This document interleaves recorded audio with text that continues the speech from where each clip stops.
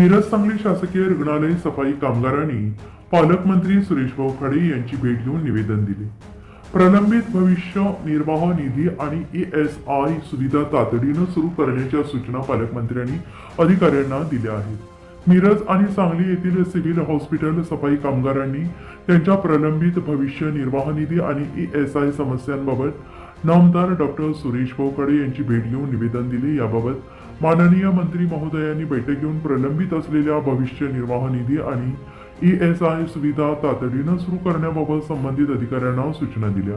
त्याबरोबरच मतदारसंघातील मौजे आरग येथील पदाधिकारी आणि कार्यकर्त्यांच्या गाठीभेटी घेतल्या. यावेळी येथील कैलासवासी संतोष देसाई आणि भागवत देसाई तसेच हितेश शहा यांच्या घरी सांत्वन भेट देऊन त्यांच्या कुटुंबाच्या दुःखात आधार दिला.